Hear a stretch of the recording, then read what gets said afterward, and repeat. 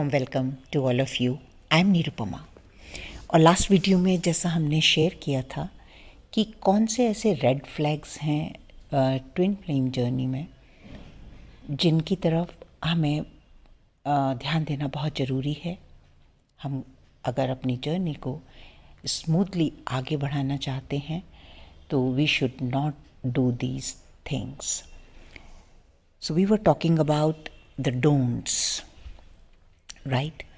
तो उसमें हमने डिस्कस किया कि जिनकी जर्नी अभी शुरू हो रही है और जो इस जर्नी के बारे में जान रहे हैं उनके लिए क्या इम्पोर्टेंट है जानना, जो उनको नहीं करना। क्योंकि हम ये सब तो बहुत सीखते हैं कि हमको ये करना है, हमारा इनर वर्क क्या है, हमें क्या करना है, इसके बारे में हम अक्सर बात करते हैं, सीखते हैं, उनको करते हैं। लेकिन इसके साथ साथ ये भी बहुत ज़रूरी है कि हम ये चीज़ देखें कि हमें क्या नहीं करना है, राइट। तो आज हम बात करेंगे उन लोगों के बारे में जो अब थोड़ा बैलेंस फील कर रहे हैं, जिन्होंने अपनी जर्नी कुछ देर पहले शुरू की है, उनको इनर वर्क करते हुए कुछ टाइम हो गया है, and now emotionally mentally somewhere in the state of balance. Balance क्या है? जब हम अपने जो हमारे इमोशन है या जो हमारे थॉट प्रोसेस है उसको एक हायर पर्सपेक्टिव से देख पाने में सक्षम हो जाते हैं। We don't get carried away and just indulge or enact with those emotions and thoughts, but we can see them from distance. अब जब हम इस स्टेज में पहुंचते हैं कई बार तो हम ऐसा समझने लगते हैं कि the game is over, now we are healed. Okay, तो इसलिए मेरा फर्स्ट जो आप लोगों को सजेशन है, डोंट थिंक इट्स ओवर।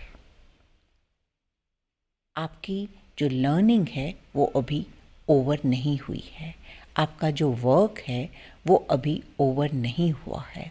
क्योंकि इस स्टेज में जब हम आते हैं तो ये सोचने लगते हैं कि शायद अब कोई भी इनअप्रोप्रिएट सिचुएशन या कोई भी चैलेंज हमारे सामने नहीं आएगा।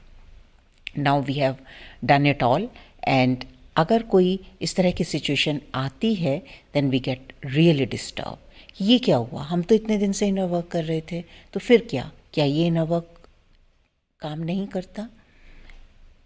हम उसकी ऑथेंटिसिटी के ऊपर, हम उसकी रियलिटी चेक में आ जाते हैं। So it's never going to happen. कभी भी आप उस स्टेज में, या हम में से कोई भी, till we are in this human body, we don't reach to that stage जहाँ everything is just smooth and there is no challenge left. The only difference is जब हम जैसे जैसे हम अपनी जर्नी में आगे बढ़ते हैं, हमारे पास ज़्यादा अंडरस्टैंडिंग होती है चीज़ों को समझने के लिए, उनसे निपटने के लिए। हम उसमें फंसने की बजाय सॉल्यूशंस को ढूंढते हैं और उनको कैसे अप्लाई करना है हमको ये आ जाता है। Then second is, do not enact with your negative emotions, right? जैसे मैंने बोला कि अगर कोई ऐसी सिचुएशन आई या आप अपने we go up and down in our emotions, in our state of being, तो अगर आप कभी भी इमोशनल अपहीवियल फील कर रहे हैं, इमोशनली आप डिस्टर्ब हैं, या कुछ मेंटल थॉट प्रोसेस जो है वो डिस्टर्बिंग है, तो उससे अपने आप को डिस्टेंट कीजिए। उनको सिर्फ देखिए कि वहाँ पर क्या चल रहा है, आप इस टाइम क्या सोच रहे हैं, क्या फील कर रहे हैं। एकदम से एक्शन मत लीजिए, अपने आप को थोड़ा टाइम दीजिए उन संभलने के लिए। यही वो मोमेंट होता है जब हम बहुत जल्दी अगर हम उसमें एक्शन लेना शुरू कर देते हैं तो हम सोचने लगते हैं कि शायद जो भी हमने किया वो बेकार था, वहाँ पर कुछ नहीं हुआ। अब हम तो अभी भी ऐसा ही फील कर रहे हैं। नहीं, जो हम अभी फील कर रहे हैं हमें नहीं पता कि हमने कितने टाइम से उसको इकट्ठा किया हुआ है अपने अंदर। एंड इट्स नॉट पॉसिबल कि एकदम से सब कुछ क्लीन हो जाए। हमारे जो सेल्स हैं उनकी इतनी कैपेसिटी नहीं है कि वो इतनी प्योर लाइट को एकदम से होस्ट कर सकें। सो इट टेक्स टाइम, और ये आप सब लोगों ने महसूस किया होगा ड्यूरिंग योर इनर वर्क कि कुछ टाइम ऐसा होता है कि आप अच्छा फील करते हैं, आप जॉयफुल फील करते हैं, आप हैप्पी फील करते हैं, लेकिन after some times again you feel the essence and symptoms, you feel little low, you feel little distracted. So it's all the process. आपको सिर्फ अपने आप को टाइम देना है समझने के लिए चीज़ों को। ऑफ कोर्स जो भी आप काम कर रहे हैं वो आपके ऊपर वर्क कर रहा है, but that's how it's going to be, you no.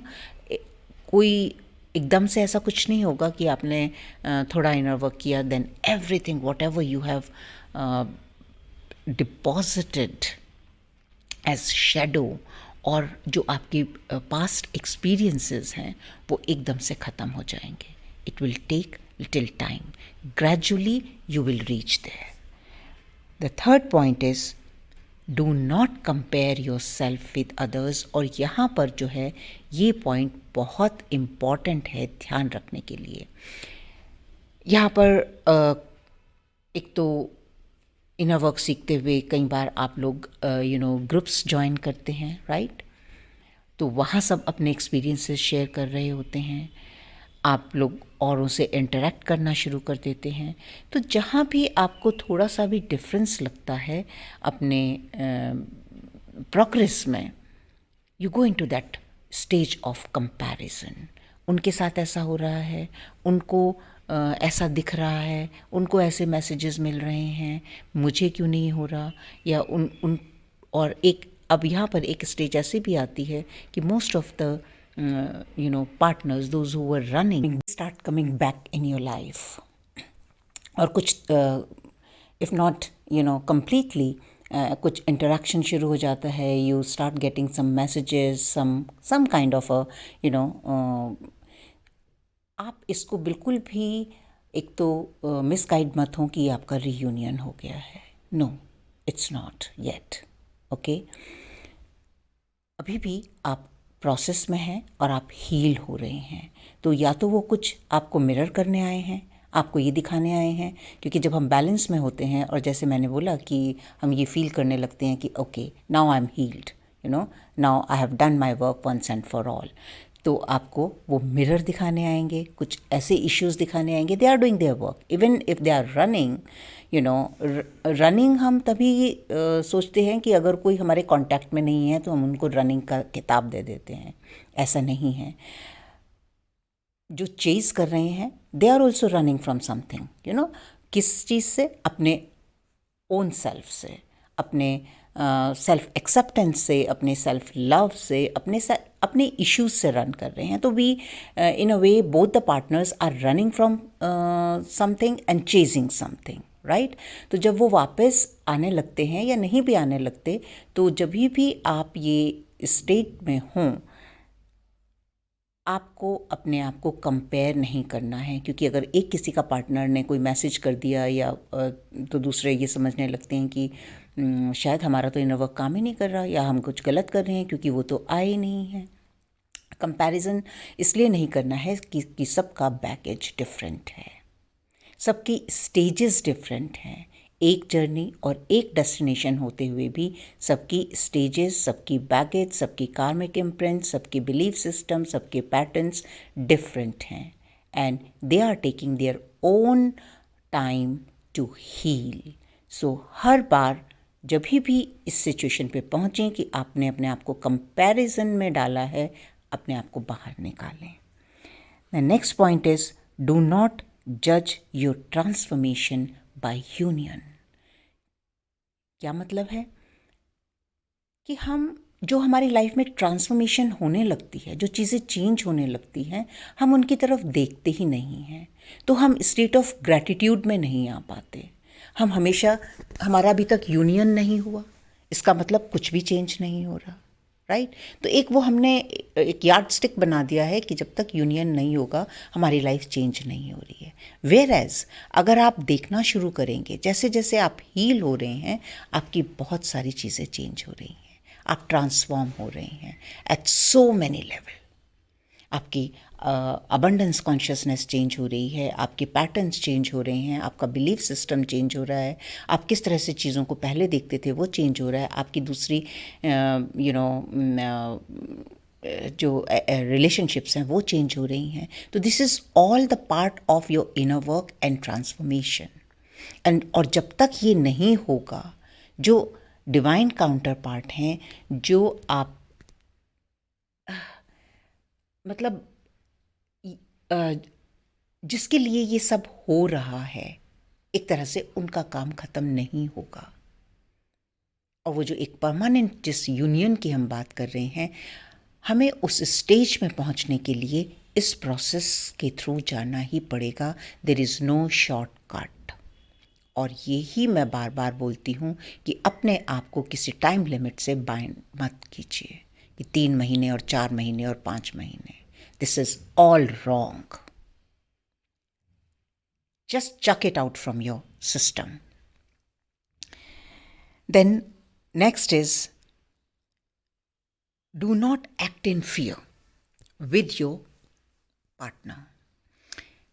क्या मतलब कि अगर आप ऐसे स्टेज में पहुंच गए हैं कि जहां आपके पार्टनर्स अब थोड़ा आपके टच में आना शुरू हो गए हैं, तो हो सकता है कि वो किसी कार्मिक पार्टनर के साथ हैं, मैरिज में हैं किसी और, हो सकता है उनके बच्चे हैं, हो सकता है कि मोस्ट ऑफ द टाइम एक ये भी चीज़ होती है कि they come back and they just want to exchange sexual energy with you. तो अभी भी आपको इन चीज़ों से नहीं डरना है कि अगर आप उनके लिए अवेलेबल नहीं हुए तो वो भाग जाएंगे। They can never run from you. They will only run if you are not healed. तो आपको इस चीज़ का डर अपने अंदर से निकालना है कि they will leave you and run away. वो वापस भी आए हैं अपना काम करने के लिए, वो वापस आए हैं आपको रियलिटी चेक कराने के लिए कि आप कहाँ स्टैंड करते हैं। वो किसी भी मैरिज में है, वो किसी भी उनके कितने भी बच्चे हैं या जो भी उनकी सिचुएशन है, you have nothing to do with that. और ना ही आपको इस चीज़ के ऊपर ध्यान देना है कि वो कैसे उस मैरिज से बाहर निकलेंगे या कैसे क्या होगा, आपका कैसे यूनियन होगा। This is not your headache at all. That is universal force are working towards your union. आपको सिर्फ और सिर्फ कंसंट्रेट करना है अपने इश्यूज़ के ऊपर, अपने बिलीफ सिस्टम्स के ऊपर, अपने पैटर्न के ऊपर, अपने इमोशनल एंड मेंटल हेल्थ के ऊपर। जितना आप अपने ऊपर कंसंट्रेट करेंगे, जितना आप अपनी रियलिटी में रहेंगे, जितना आप अपनी पावर में रहेंगे, उतनी जल्दी आपका ट्रांसफॉर्मेशन होगा। और पावर का मतलब, जब मैं बोलती हूँ कि आप अपनी पावर में रहेंगे, it's not ego power, it's your heart power, your real power. The next is do not suppress your real emotions. कई बार बैलेंस में रहने के लिए, उस स्टेज में रहने के लिए, वी स्टार्ट फेकिंग आउट। हम जो अंदर अभी भी दबा हुआ है उसको बाहर निकालने से डरने लगते हैं कि फिर से अगर देखेंगे, ओ माय गॉड, फिर से वही पेन, फिर से वही ट्रॉमा, फिर से वही इमोशंस। तो let me tell you one thing my dear friends, जब तक आप उनको नहीं देखेंगे आप आगे नहीं बढ़ पाएंगे।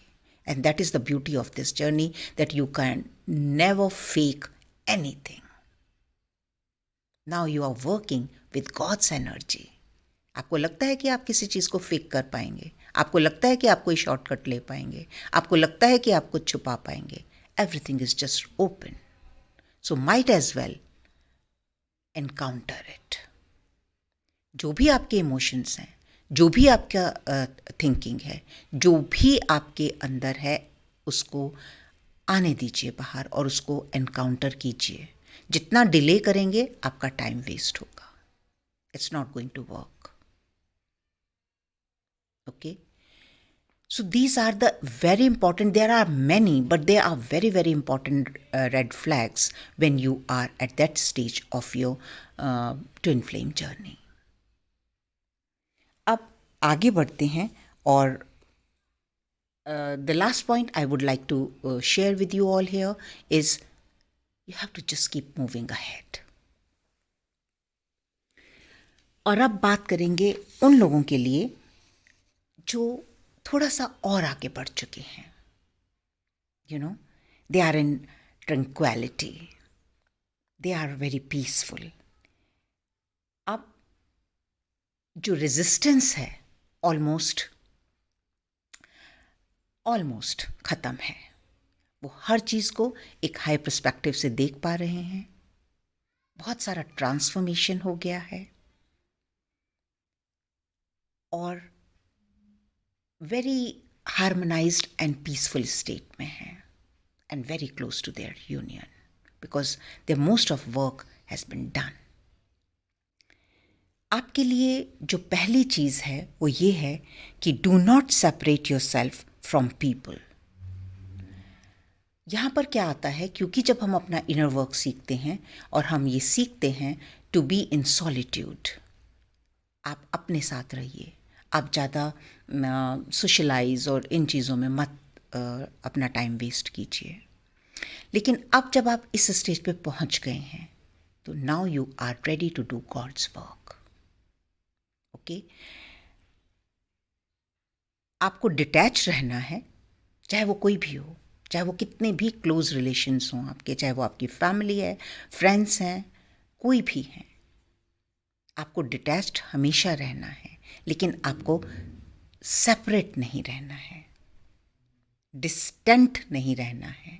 डिटैच रहना है लेकिन डिस्टेंट नहीं रहना है, क्योंकि it's time for you to heal others from your light. अब जो लाइट आपने होस्ट की है, जिस गॉड्स लाइट एंड फ्रिक्वेंसी पर आप वाइब्रेट कर रहे हैं, अब वो टाइम है आपको शेयर करने का. आप अब इस फ्रिक्वेंसी पर हैं कि अगर आप किसी के साथ बैठे हैं and you are not even talking, you are just listening to their journey, और जो भी वो बात कर रहे हैं, you are healing them. You have that kind of a power now. So this is very important. The next is, अपने आप को इस स्टेज में जो मैंने भी फील किया था, एंड मैं जब दूसरों के साथ एक्सपीरियंस शेयर होता है तो भी उनका भी मैं देखती हूँ कि कई बार इस स्टेज में आके ऐसा लगने लगता है कि now we should not be ambitious. एक वो फिर से वो एक चीज़ हावी, जैसे हम एम्बिशन होना कोई गलत चीज़ है. अब हमें बिल्कुल एक ऐसी लाइफ जीनी है जहाँ हमारी कोई इच्छा नहीं होनी चाहिए, हमारी कोई ड्रीम्स नहीं होने चाहिए, हमारी कोई इस तरह का मोटिवेशन नहीं होना चाहिए. No my dear friends, this is wrong notion. This is the time to fulfil your every dream, because now you have power to take right action and direction. तो अब अगर आप एम्बिशन नहीं होंगे, अब अगर आप अपनी ड्रीम्स को चेज नहीं करेंगे, then there is no point of being transformed. क्योंकि जब आप अब काम करेंगे तो आप जिन लोगों के साथ भी काम करेंगे वो भी हील होंगे. आपका हर एक्शन, आपका हर डिसीजन जो है वो औरों के ऊपर भी इम्पैक्ट डालेगा. तो you have to have all the ambition and all the dreams to fulfill at this stage. और अगर आप उदासीन हो गए हैं, sit with your self, make a list, what all you want to do. आपकी क्या स्किल्स हैं, आपके क्या टैलेंट्स हैं, आपको क्या करना अच्छा लगता है, and without any fear go for it. ये कोई भी कुछ भी हो सकता है, कोई ज़रूरी नहीं है कि आपको कुछ स्पिरिचुअल वर्क करना है, because you are spiritual being now. अगर आप एक लॉयर भी होंगे, अगर आप एक डॉक्टर भी होंगे, अगर आप एक इंजीनियर भी होंगे, अगर आप एक सीईओ भी होंगे, अगर आप एक मॉडल भी होंगे, अगर आप एक अभिनय भी कर रहे होंगे, then also you will be, you have reached to that stage that you will share your light with everyone. So give yourself, you know, punk jo wings to fly. Don't stop. The next is, do not underestimate your real power now. आप अब इस stage में हैं कि आप कुछ भी कर सकते हैं, because you are in a power of God. There is no limitation whatsoever. You have unlimited power. So please go for it. The next is, एक काम जो नहीं करना है, आपको अपनी स्पिरिचुअल प्रैक्टिसेस नहीं छोड़नी है। Do not leave your spiritual practices. Okay, ऐसा नहीं है कि अगर हम इस स्टेज पे पहुंचे हैं तो we can not fall down, क्योंकि जब हम ये सोच लेते हैं मेरा काम पूरा हो गया, अब मुझे कुछ नहीं करना है, then you may get misguided. So अपनी स्पिरिचुअल प्रैक्टिसेस जो हैं वो कंटिन्यू करनी है, and sky is the limit for you.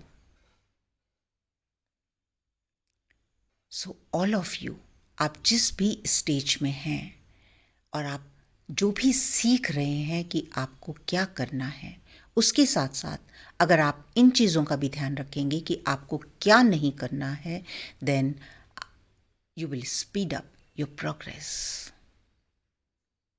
You can prepare yourself to receive God's light in more appropriate and quicker way. Keep healing yourself. Keep doing the good work. Keep sharing your light with others, and that is the sole purpose we all have in this twin flame journey. Thank you all for connecting with me on this platform. I wish you all a very, very, very happy journey.